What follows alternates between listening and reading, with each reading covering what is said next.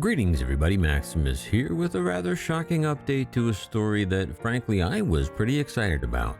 And of course that was the story that FedEx was going to be getting anti-missile defense capabilities on some of their aircraft.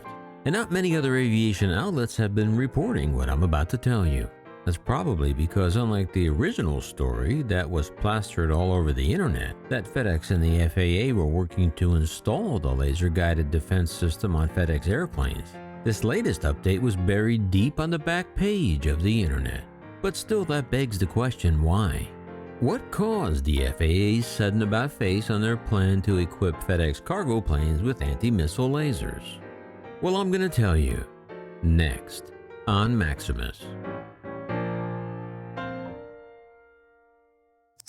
Okay, so what am I referring to? Well, if you're a subscriber to the channel, you probably saw the video I put out sharing the big news that the FAA had officially filed paperwork with the U.S. Department of Transportation that they were taking the next step towards making the FedEx anti-missile system a reality. So much so that they officially opened up the topic for a 45-day period of public comment before they made their decision on the laser-guided system. And by all accounts and reports, especially from the FAA itself, this was basically a done deal. It was gonna happen.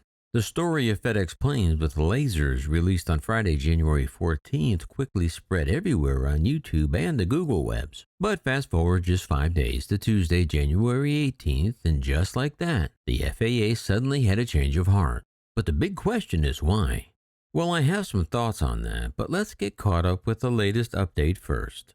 Reuters is reporting that on Tuesday the 18th, in an abrupt about-face, the FAA said it was withdrawing proposed conditions that could have allowed delivery company FedEx to install a laser-based missile defense system on Airbus A321-200 airplanes. The FAA is now saying that it has determined that further internal study is necessary.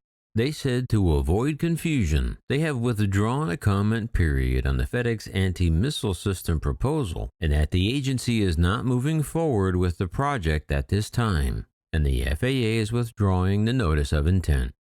When asked, FedEx said they didn't have any comment at this time, and the FAA also declined to comment about their abrupt withdrawal beyond the announcement of their notice to withdraw the proposal they just filed the Friday before. It was in October of 2019 that FedEx applied for approval to use a feature that emits infrared laser energy outside the aircraft as a countermeasure against heat-seeking missiles.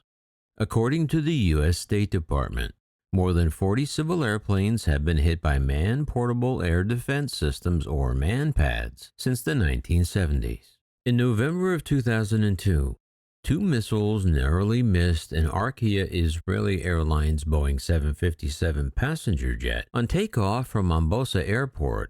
Then in 2003, an Airbus A300 freighter flown by DHL was damaged by MANPADS and forced to make an emergency landing in Baghdad. It was in 2007 and 2008 that FedEx took part in the U.S. government trial of anti-missile technology for civil planes by installing Northrop Grumman's Guardian countermeasure system on some commercial cargo flights, while at the same time BAE Systems said that it had installed its Jet-Eye system on an American Airlines airplane.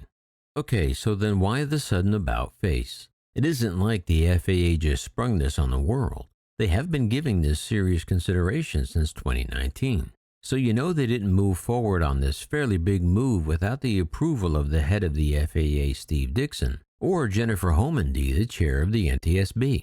So then who put the brakes on this fantastic idea of lasers on a plane?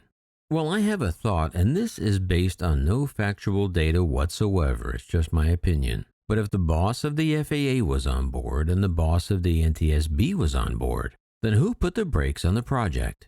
Well, both the NTSB and the FAA work for the United States Department of Transportation. And I suspect that their boss, this guy, former mayor, now the United States Secretary of Transportation, Pete Buttigieg. Now let's not get off into a political discussion. That's not what I'm talking about.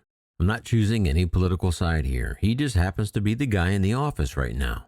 But with that said, considering the heavy media attention given to this fantastic story, I can only imagine that some focus group somewhere was recently convened to test the political waters of such a project for whatever reason.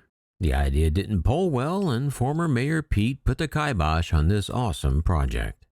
But what I don't get is, what is the downside? It is a fantastic safety system. It will save lives too. Israel has had similar systems on its aircraft for many years now, and it seemed to serve as a great deterrent to would-be evildoers. I just find the whole rapid about face a bit puzzling. How about you? But rest assured, the Maximus Aviation Laser News team will stay on this story and bring you any updates as soon as they develop. Well, that's all I have for now. As always, I look forward to your thoughts and theories, so please be sure to let me know down below. Don't forget to follow us on Twitter and check out the merch and buy me a coffee links in the description below. And before you go, make sure you like, subscribe, share, and ring the bell. And remember, leave the rubber on the runway and your troubles on the ground. And I will see you next time in the air. Yeah, this is Maximus.